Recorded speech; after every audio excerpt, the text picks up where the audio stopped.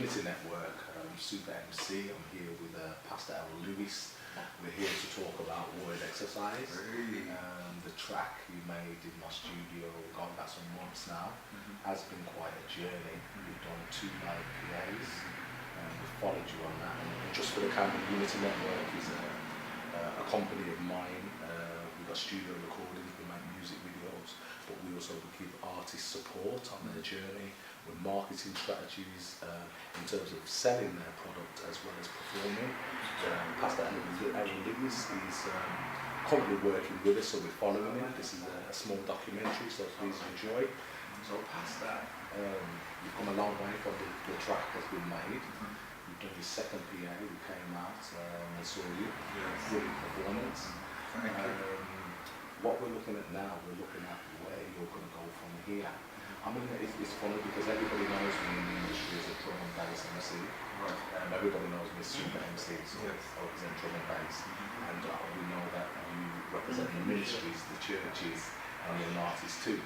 Okay. But we share some similar traits. Yes.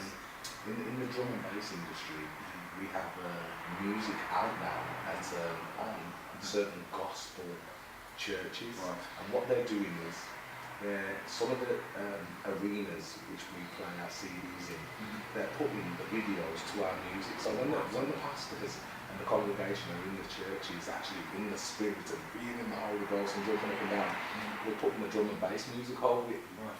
It seems like they are really engaging with the drum and bass music. And I know some people see it as a bit, but there are traits there. Because when I go to a drum and bass rave as well, people generally show love. They come on. Okay. So there are a few traits in there, some few similar traits in there in regards to engaging with your spirit and being, you know. But anyway, as an open question to you, how's the journey going so far? Well, the journey, it just seems to be getting more enlightened as I go along. The journey has been progressive. You know, I was just describing it. It's like being pregnant. It's like a woman being pregnant, and you know there comes a time where it's time to give birth. You know, and you can feel the birth pains, and you know something is going to happen. What made you sort of burst into this sort of making this track, especially this Word Exercise? Because I remember before you was very more content, you was giving a word and everything like that, and all of a sudden this burst of energy about this track has just come out of nowhere. Yes. Why the sudden? No, it's coming from way back, really. As you know, I was a Rastafarian, and I was also a DJ. Okay. You know, We're talking about in the commercial reggae scene industry. Yes, in the past. Okay. And I did an album in Jamaica. Okay. However, I was heartbroken because it didn't take off the way I was expecting it to take off. And I thought, he's singing really for me. And I thought, let me take a back seat. And I've been taking a back seat for many years. Came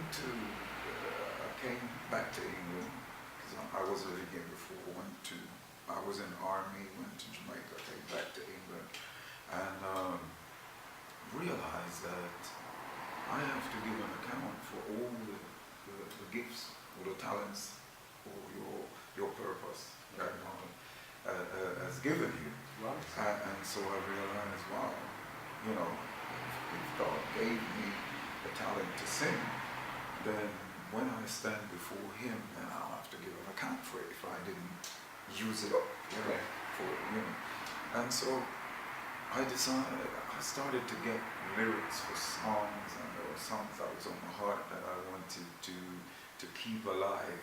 You know, there are songs that have been here for ages. Okay. And it seems to die off throughout certain generations. But then I just wanted to keep certain songs alive. So there was a few songs that I loved, and I do, you know, I sang them over again. You know, put life, a bit more life or different life, different music to it. You know, to suit this generation sort of thing. And again, it didn't take off. made me question myself again to think, well, is music really for me? Right. And so gave it a break until it was last year. I started to do this literal word exercise. I would. How did that start? How did you actually get that title, word exercise? Well, it is a revelation. It is a revelation. There, like on the secular side of things,